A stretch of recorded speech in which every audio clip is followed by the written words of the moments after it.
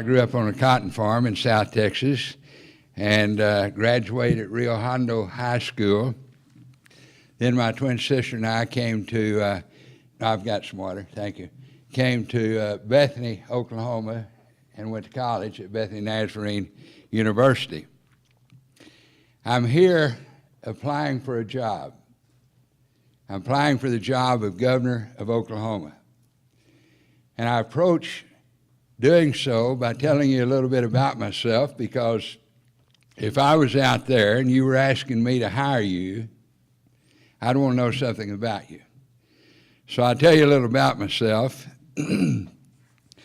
I went through college. Of course, we didn't have a lot of money growing up. I tell you that there were times I would drink Coke and eat peanuts for lunch so I'd have money for the weekend, because I didn't want to have to burden my parents with giving me money, because I knew we didn't have a lot.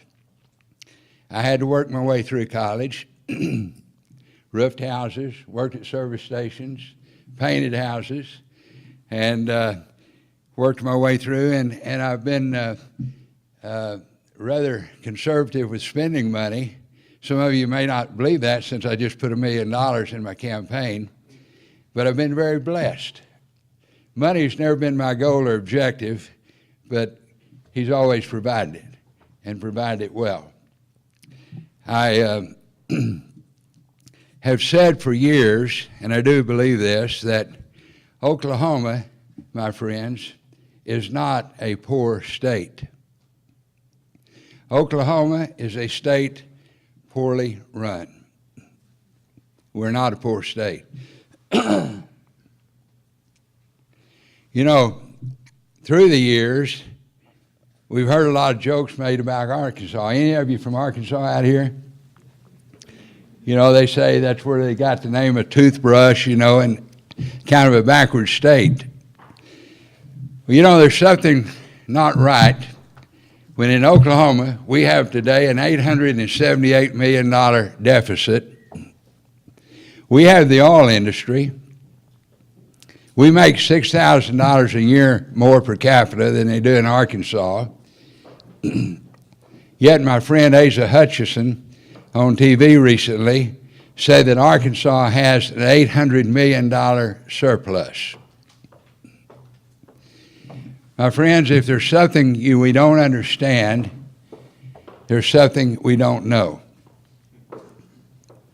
I've also said for years, I'll back up just a bit and tell you a little bit about my work background. I was a sales manager for a number of years in Houston, Texas for an insurance company. At the age of 28, I was the youngest sales manager in the nation.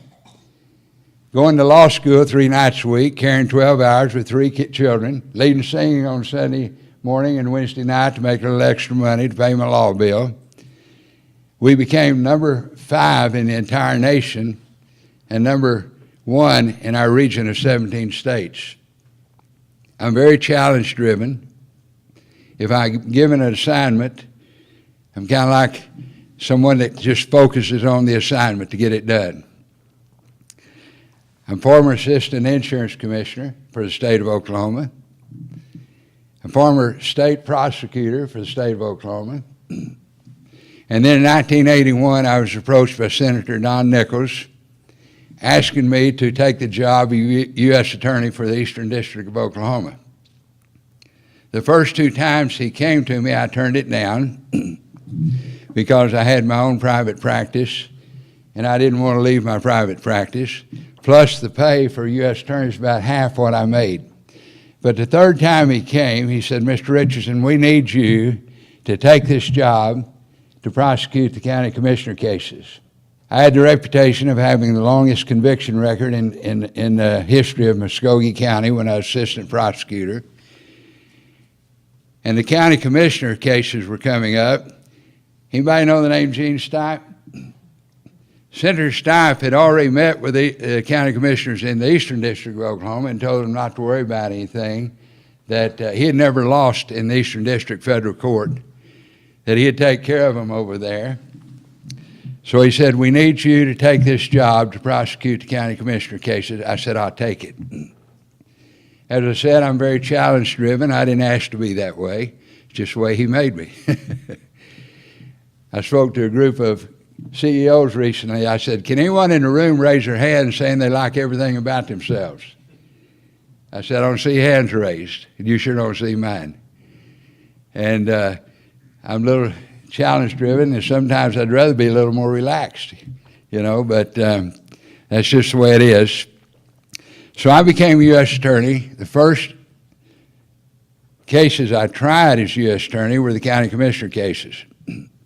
I prosecuted 15 of them. A lot of them pled guilty. Gene Stipe defended all 15 of them, and we got 14 convictions. When I left the U.S. Attorney's Office, the leadership of the party came to me wanting me to run for governor. I turned it down. I didn't feel like it was the thing for me to do. I wasn't led to do it. They came to me again in '93.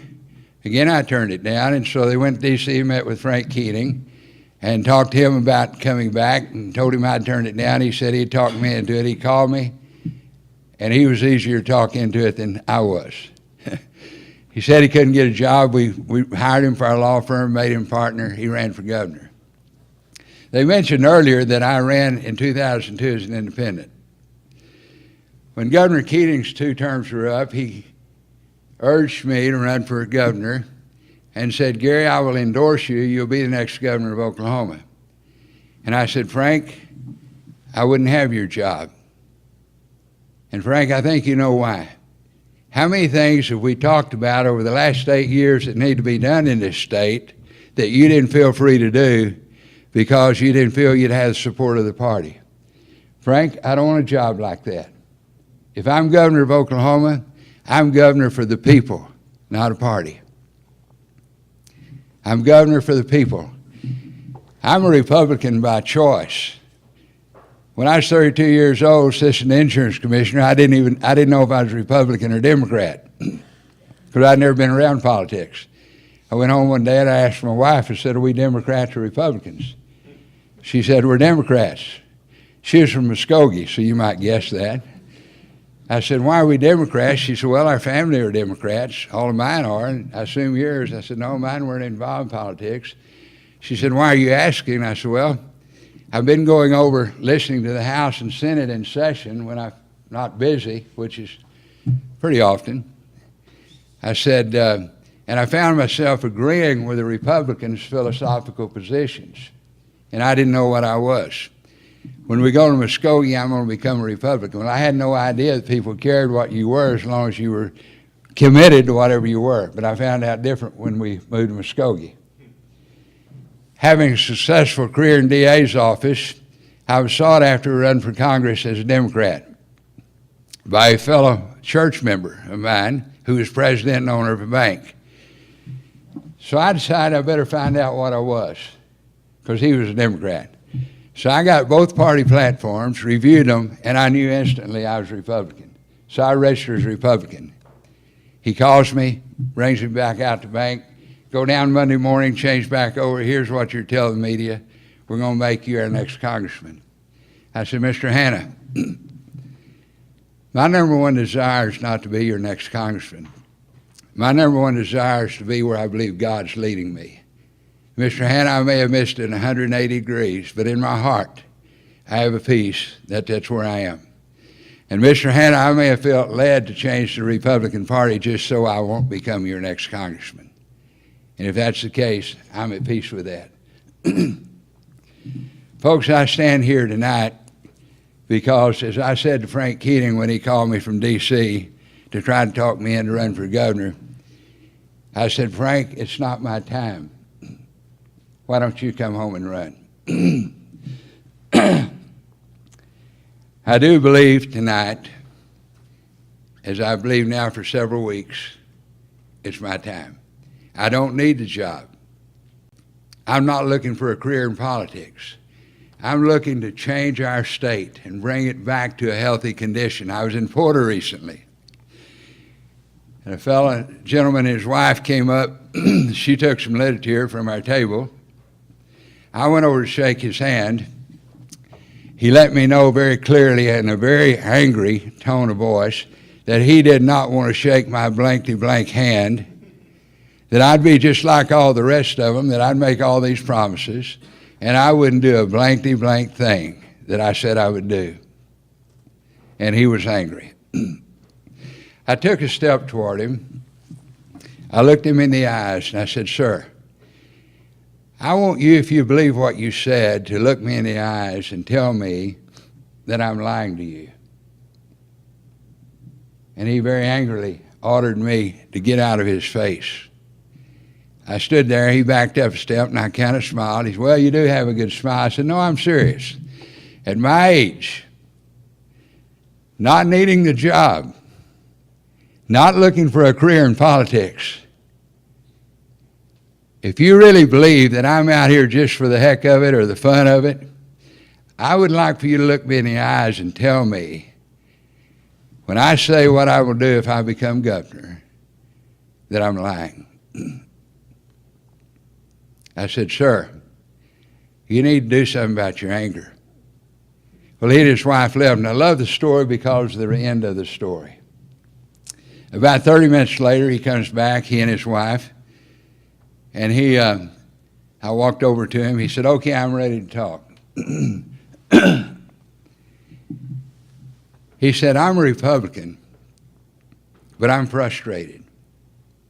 And I said, "Sir, I understand that. I'm frustrated too. A lot of people are frustrated. And sir, that's why I'm out here doing what I'm doing. I love Oklahoma. I was born in Oklahoma. I have 9 grandchildren in Oklahoma. I have 4 children in Oklahoma.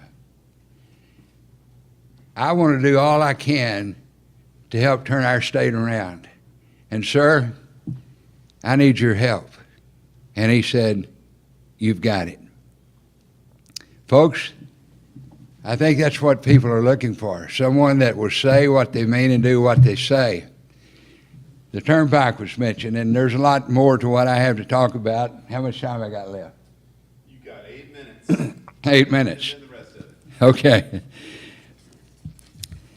Then the turnpike, but I will tell you that I do believe what we're suffering from in Oklahoma is waste, foolish spending, and corruption. I think the turnpike is just one example of the corruption. Way back in October last year, when I was just, rumblings were going around that I was looking at the governor's race, I get a call one day from the secretary of the chairman of the board of the turnpike telling me that he wanted 30 minutes of my time. I said, fine, we scheduled a time. Kel Kelly, the chairman of the board, been chairman for years, came to see me, brought his director with him, brought my friend Frank Keating with him, and I called Frank Keating before they came, and I said, "Frank, do you know what this is about?" He said, "I really don't." He said, "I got a call from Kel Kelly, and he said that he had heard you were looking at the governor's race, and he considered you a very formidable candidate if you decided to run, and he felt like we needed to come and talk to you." I said, "So you don't know what it's about?" He said, "No." So they came. Kel brought the director. Kel Kelly, the chairman of the board and director, started trying to convince me that there's no reason for me to be talking about doing an independent audit of the turnpike. They came all that way to convince me there's no need to be talking about doing an independent audit of the turnpike. Can you imagine? He said, "We do legitimate in-house audits." And I knew Kel Kelly. He's a bank owner in Tulsa. So I said, "Kel," first I said, "Frank," I said, "how many county commissioners did we prosecute when we were U.S. attorneys?" He said, "A lot of them." I said, "Yeah, 230.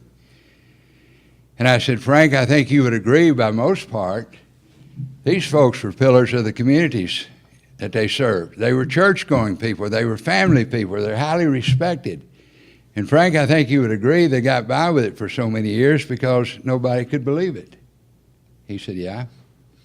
So I turned to Kel Kelly. I said, Kel, I understand audits. You have 3 audits, same company, same period of time. They're all 3 different. So, Kel, here's my commitment to the people of Oklahoma and my promise to you. If I become governor of Oklahoma, excuse me, for the first time in the history of the turnpikes, folks, and the governor is the only one in the state that can call for an independent audit. Yet for over 60 years, it's never happened. For the first time in the history of the turnpikes, there will be, Kel, at the request of the governor, an independent audit of the turnpike. Kel, a forensic audit. And Kel, the cover comes all the way off. That's a promise. And then I said, Kel, you know, one of the things that intrigues me is guys like you serve on that board for years and supposedly never make a penny for doing so. What's that about? And my friend Frank Keating said, yeah, Gary, isn't that nice of them to do that? And I said, Frank, that's not exactly what I had in mind. Folks, Kel Kelly resigned from that board about 2 months later. Now, I can't tell you it was because of my conversation with him, but as a lawyer myself, I will tell you that had I been his lawyer and he came to me and told me what I said to him, I would tell him, get off the turnpike board, get away, hope the statute runs. Folks, they did an independent audit of the turnpike in Indiana 3 years ago, Pennsylvania, I'm sorry, 3 years ago. 8 people were indicted for corruption. 2 state senators, the CEO of the turnpike, the director of the turnpike, and their turnpike system is about half of what ours is in Oklahoma. I could spend 20 minutes talking about the turnpike, but I only have 2 minutes left. Recently, I have a group of men that meet every Thursday night. One's a professor at ORU, one's a Baptist minister, 3 or 4 doctors. We solve the problems in the world. And recently, the pastor came and he said, I've been reading an article on passion. I'd like for us to talk about what our passion is. And I said, I know immediately what mine is because I've said it for years. I hate corruption, folks, with a passion. I wish I had time to talk about other things, but I will tell you, I do not believe we have a revenue problem in our state. I never have believed it. I believe we have a problem of bad leadership, bad spending. When I was assistant insurance commissioner, one day a lady came by and said, Mr. Richardson, do you need any new furniture or equipment? I said, no, what's this about? She said, well, we have to spend our budget. If we don't, they'll cut it next year. Friends, that was the 1970s. They just did an independent audit of the sheriff's department in Oklahoma County and found over $3.5 million worth of equipment and guns missing. I'm telling you, it wasn't just the county commissioners, my friends. If I become governor, we will audit every single agency in this state. We will find out what the problem is, what's causing it. We know what the problem is, but what's causing it. Much like a doctor examines your body when it isn't operating correctly to find out what's causing your problem. We will find out, we will correct it. That's a promise. My time up? Yep. Afraid of that. Thank you.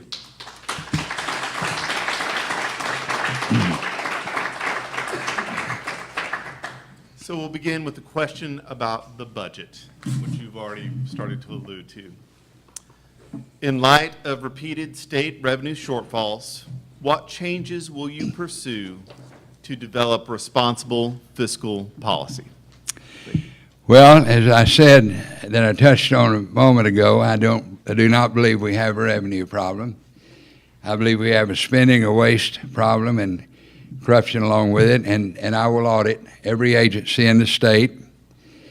We also have on our website what we call the kitchen table plan that shows that we suggest we defer the corporate tax credits government welfare or corporation welfare.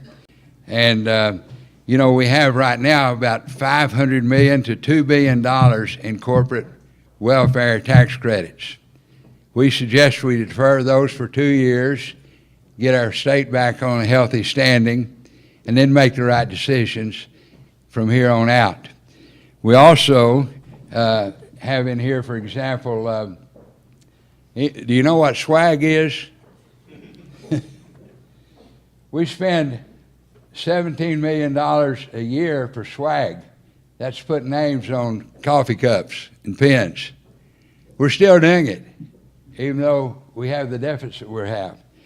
So we believe it's time to talk about cutting back on spending. I visited recently with Jason Murphy, who's a representative from Guthrie. He's written a few articles.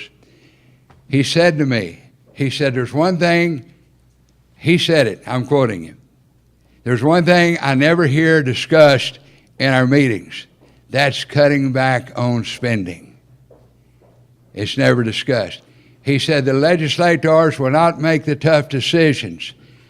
Folks, I think one of the best things I can say if I become governor is I will not be compromised. That's why I decided to go ahead and largely fund the campaign myself, because I will not take money from those who want to compromise me to do what is best for their industry unless it's best for the state. Sometimes it's one and the same. I'm not saying it's always bad. Sometimes, if it's best for the state, I have a good friend that is very active with one of the tribes. And he said to me recently, Gary, he said, I went on your website and there's something on there that bothers me. And I knew what he's talking about, because I've said that we have the worst contract with the tribes in the nation. It's deplorable, as our president would say. And he said, I said, well, John, I've learned through the years that if you stand for something, you can't please everyone. There's one client if I become governor, and that's the people of Oklahoma. That's who I will endeavor to please, are the people of Oklahoma.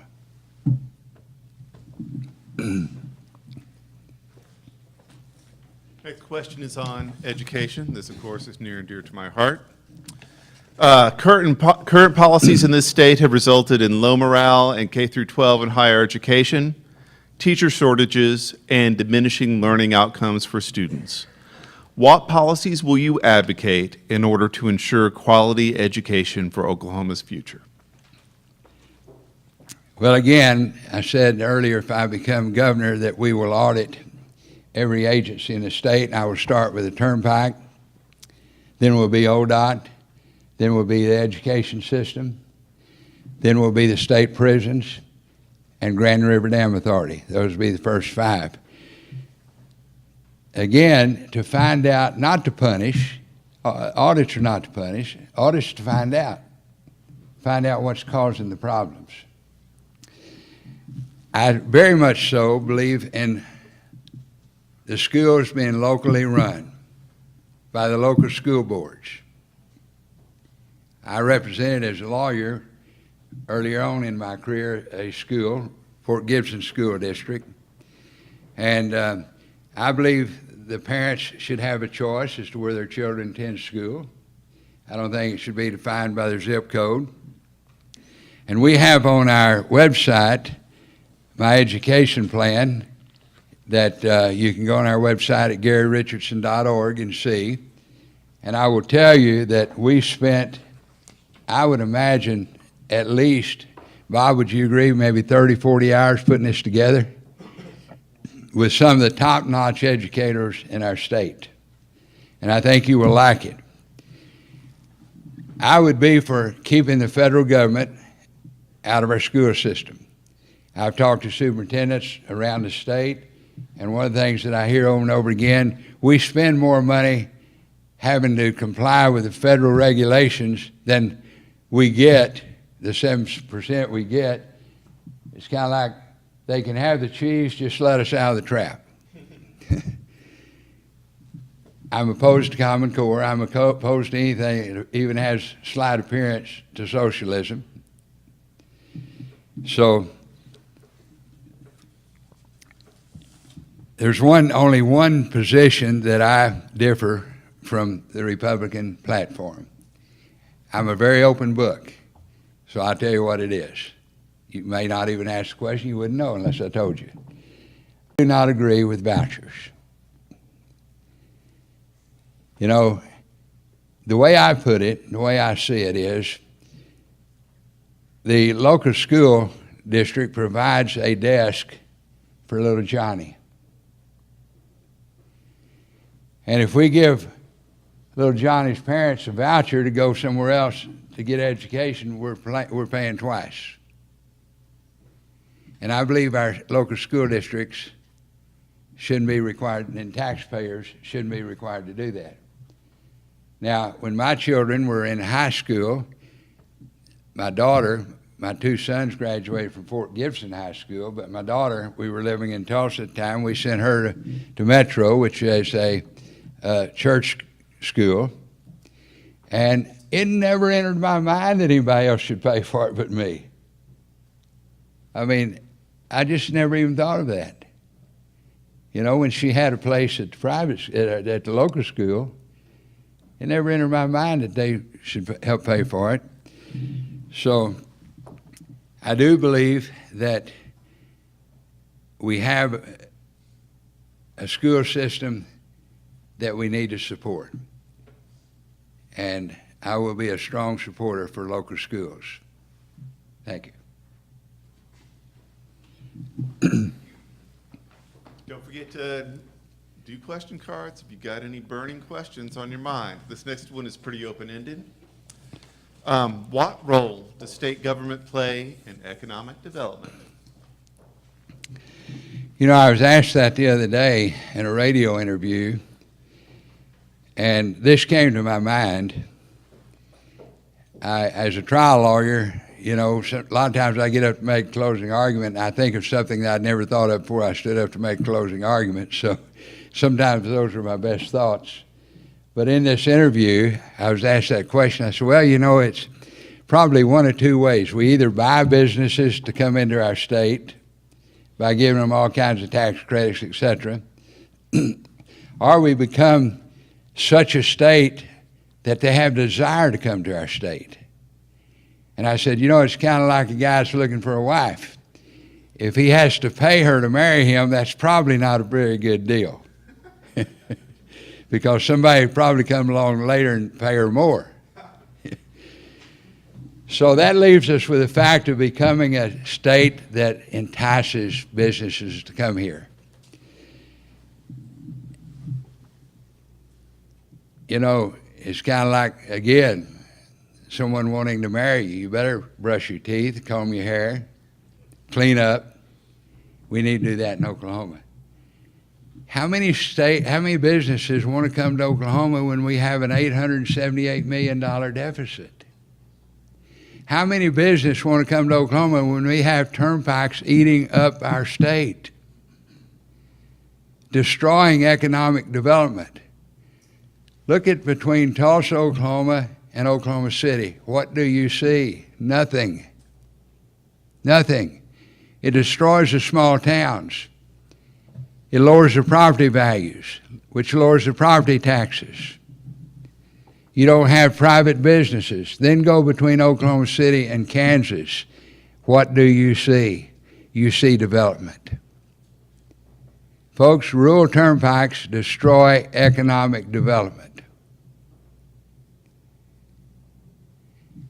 I'll tell you, I could, like I said, I could talk on for probably 30 minutes just on turnpike.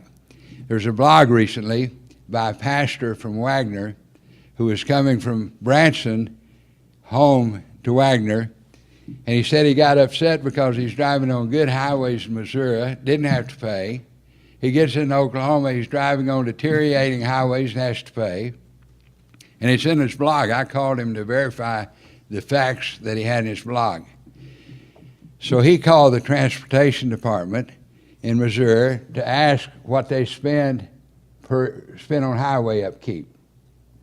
He was told that they spend roughly $400,000 per mile per year, $400,000. He then called the turnpike our turnpike. And he asked what they spent on upkeep in Oklahoma. He said the guy wasn't very friendly. He thought maybe he got up on the wrong side of the bed that morning. But he said I was persistent.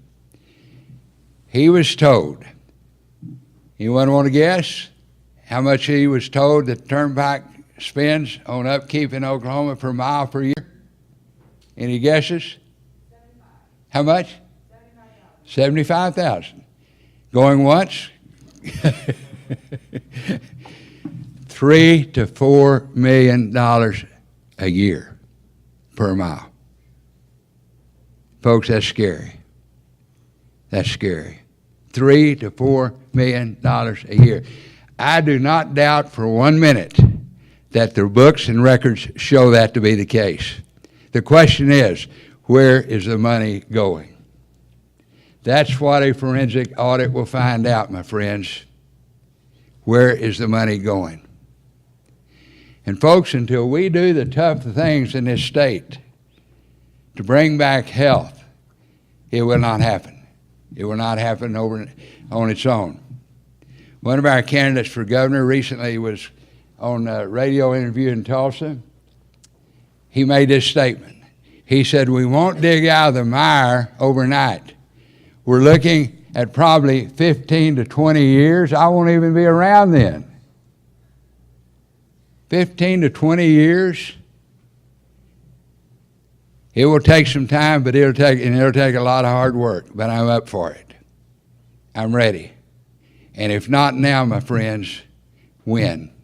Thank you. You were all legislators, and this room was filled with legislators, and I asked the question, have any of you heard of the study of 1995? There would not be one person in this room raise their hand.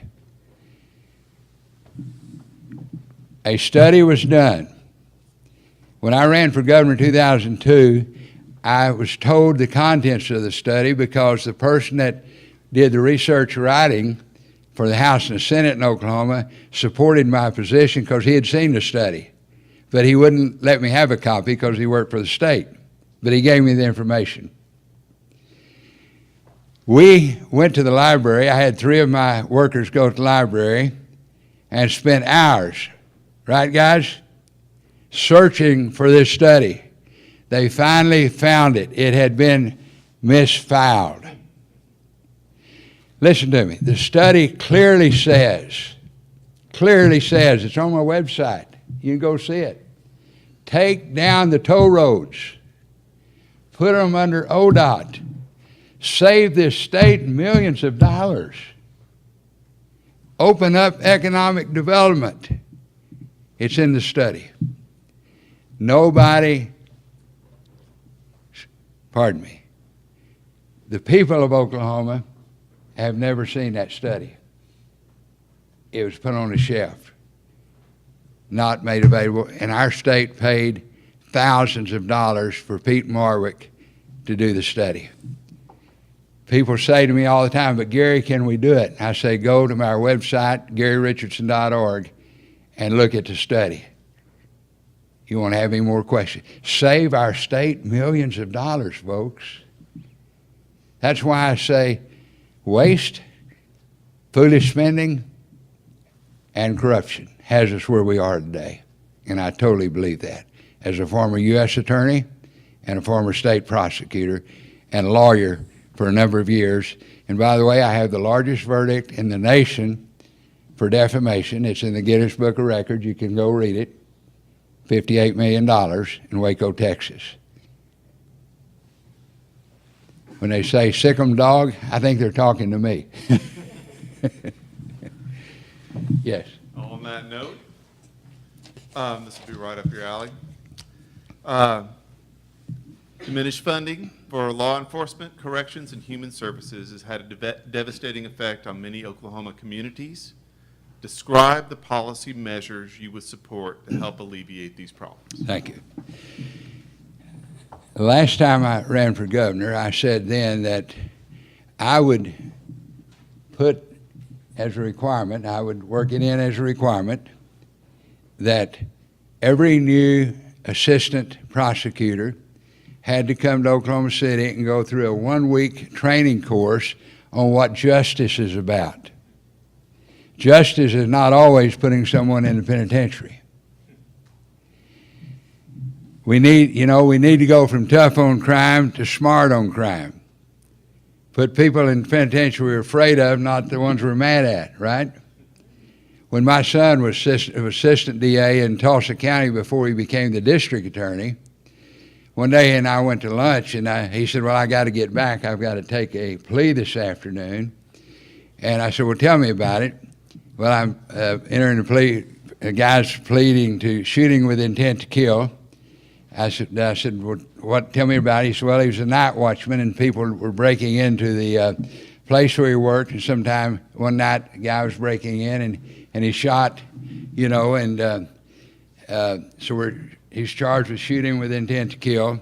Well, what kind of sentence you going to give him? 2 years? 2 years in prison? Yeah.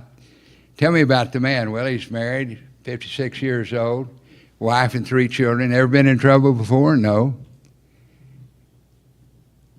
Son, did he really try to shoot the man, or did he shoot over his head? Well, he shot over his head. Why would you put this man in the penitentiary? Doesn't sound like a bad guy to me, just doing his job. Maybe he didn't make the right decision. Any of us ever make a bad decision in our life? Would we want to go to prison for 2 years for it? He didn't try to shoot the guy. Won't you give him a deferred sentence? If he's a bad guy, he'll be back. So he goes that afternoon and gives him a deferred sentence. 5 minutes of conversation kept the taxpayers from paying a lot of money from a guy that didn't need to go to penitentiary to begin with. And his boss called him in and said, why did you change the plea?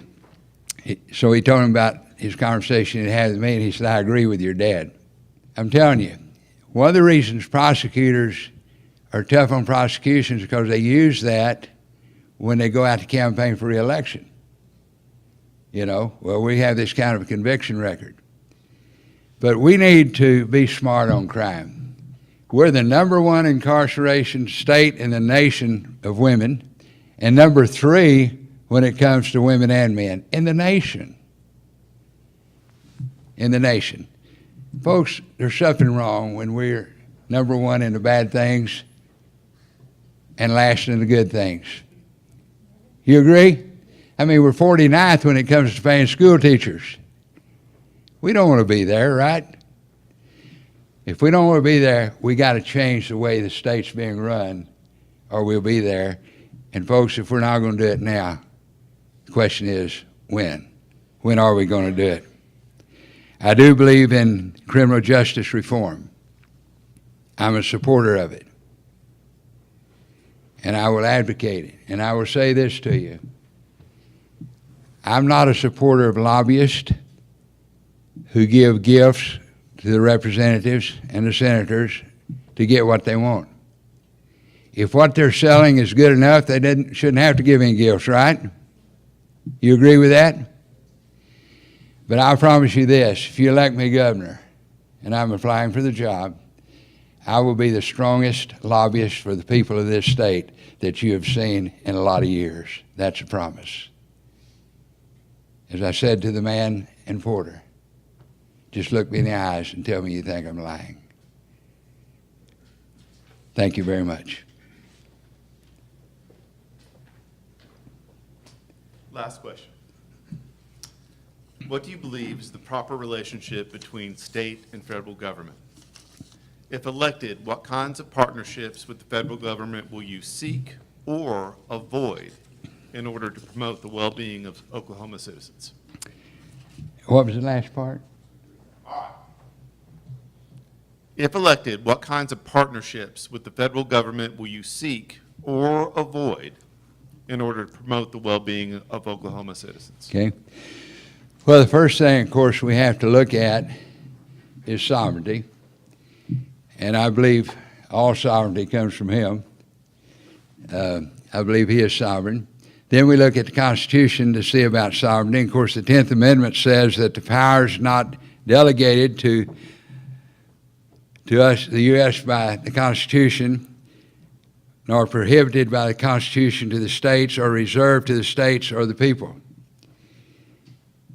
I think when it comes to how we deal with the federal government, for example, there's a lot of talk about the issue of abortion, and I'm sure I'll be asked that question, so I'll go ahead and answer it.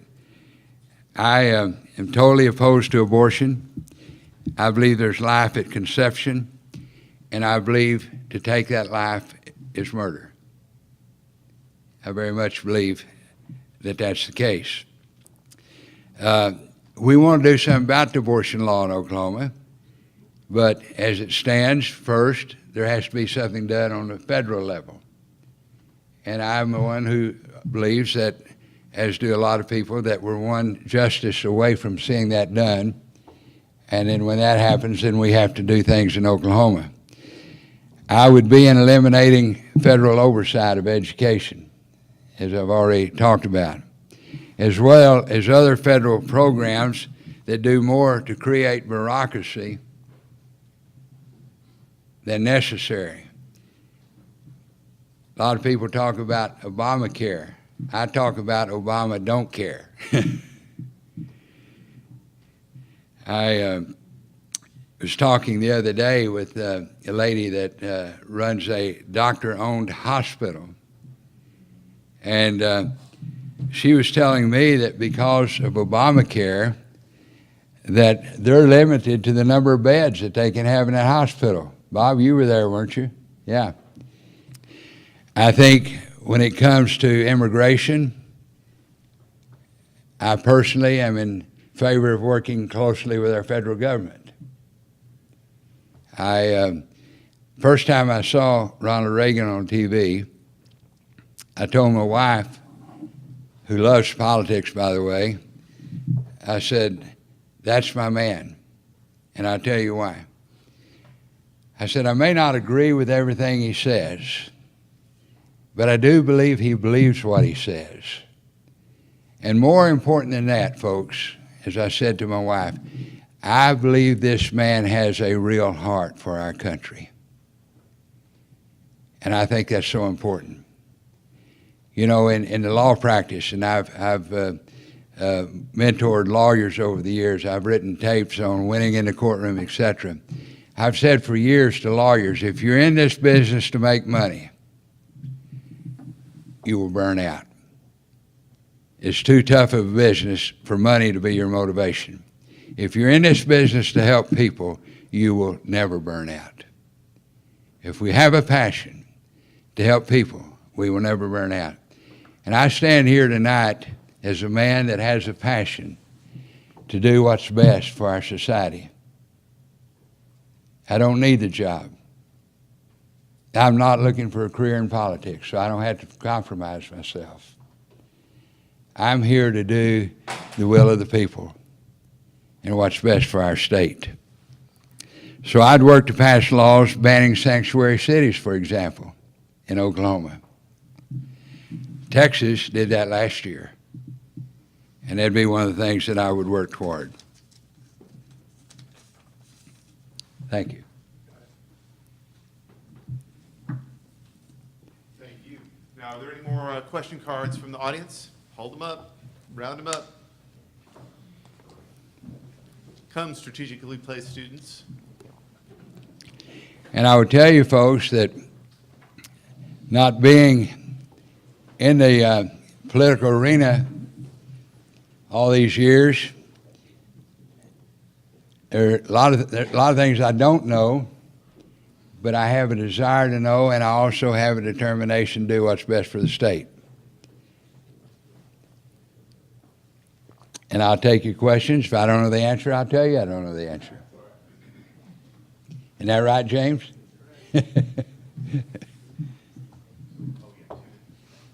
I feel like I'm talking a little loud, but it's my throat. I feel like trying to, am I doing okay? Doing all right. Okay. Sounds good. I'm going to ask these in the order with they're very specific and if they weren't covered from something else that he said, okay?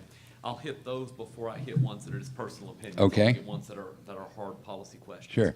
The first one is they want your opinion of the increase on the gross production tax to 7%. Okay. Here's what I'm told by those that I've kind of sought advice from. it seems very simple to increase the gross production tax, right? Seems like that's the easy thing. I'm told, I don't know this to be the truth, because I'm not close enough to the facts and the numbers to prove it. But I'm told that if we do that, that there are oil companies in our state that already have rigs in other states that they will move to drill. Now, I know there's some people say, oh, that's poppycock, and it may be, but they'll move to drill, and we will lose the benefit of the employee taxes. We'll lose the benefit of the purchase of equipment, et cetera, in production in Oklahoma, to the extent that we'll end up in worse condition than we're in if we don't increase the tax. I don't know if that's true or not, but that's what I'm told. If I become governor, I'll find out, because I'll be in a position to find out. But so there's both sides to that argument. I'm personally against raising taxes, because I do not believe raising taxes is the answer to our problem. You know, we have in our kitchen table plan, if we're having tough times financially as a family, what do? We get around the kitchen table and we start talking about what we need to cut back on, right? We need to cut back. We can't go out and eat steak once a week. We're going to have to cut back to every other week, maybe once a month. We're going to have to cut back on this. We're going to have to cut back on that. Folks, if we went to the courthouse and checked on people that have filed bankruptcy, individuals, we would find out it wasn't a money problem that caused them to get there, it was how they spent their money in most cases. I know, because I've been there. I've been there with knowing people file bankruptcy as a lawyer. Most of the time, it's out of bad spending. And we may even, as a family, say we're going to have to cut back on one car, just one car. But whatever we have to do, we're going to live within our means until things get better, right? So, I don't know the answer again to the production tax, but I know there's two sides to it that I hear. I want to combine two questions. One of these is, how will you support rural schools who do not have enough funds? And the other one is, what's your opinion of school consolidation in rural counties? I'm opposed to school consolidation in rural counties because I'm for the small town private schools.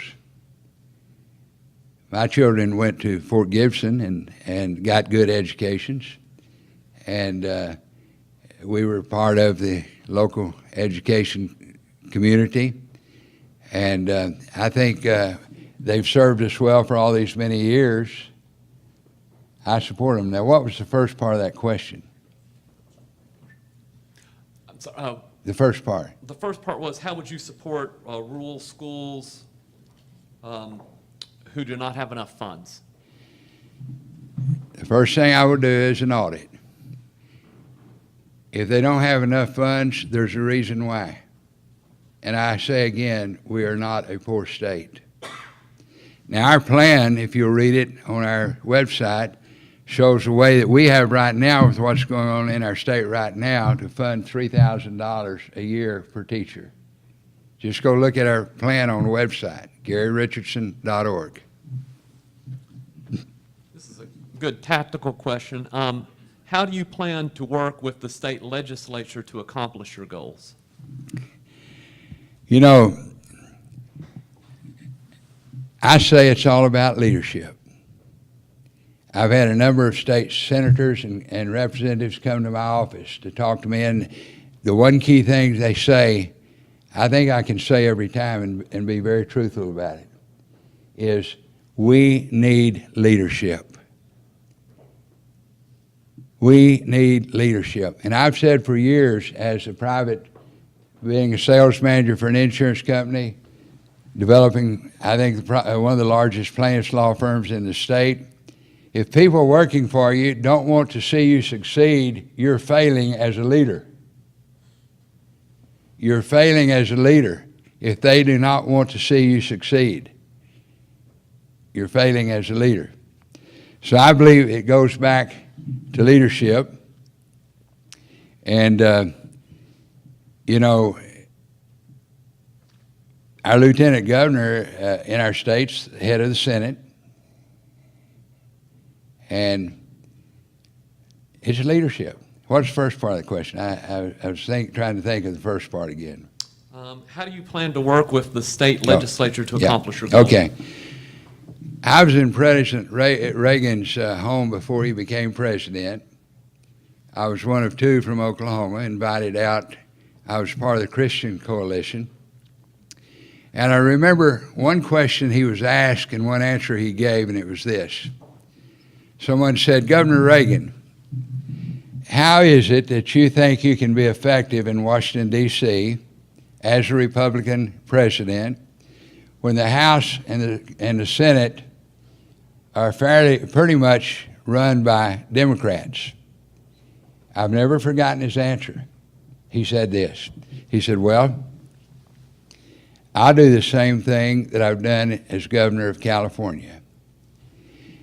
If I have a piece of legislation that I believe is good for the people of our country, and I have a congressperson or a senator that doesn't support me in getting that legislation passed, I will go, he said, I don't care if it's a Republican or a Democrat. I will go to their district and I will tell their people to vote them out of office. I liked that answer. That's leadership, in my opinion. I've written 4 books. First one is Fear is Never Your Friend. The second one is Thank God They Ate the Apple. That takes a bit of explanation. The third one is Black Robe Fever. And that book is about the fact that all cowards seek positions of power because the more power they get, the more safe they feel. And when a coward gets power, they will become a bully. And it's judges that I've been before as a trial lawyer that were being bullies, so I knew I was dealing with a coward. I would like for you to read that book. Do we have some with us, Steve? I would like for you to read that book and tell me if you believe that my nature is about self-preservation.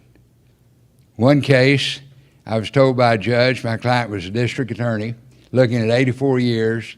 They had fraudulently put together an indictment on him because he was fixing to call a grand jury and indict 8 law enforcement people, 2 FBI agents among them, a sheriff, and they found out about it, so they put an indictment together against him. And the week before trial, this federal judge told me we could not talk about retaliation as defense during the trial. We leave the courthouse, my client said,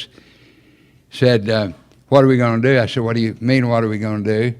He took away our defense. How do you do that? He said, we can't talk about retaliation. I said, Vic, he may be a federal judge and he may wear a black robe, but he doesn't have the authority to tell me how to defend a criminal case. I wasn't being disrespectful to the judge because he didn't have authority to tell me how to try a criminal case.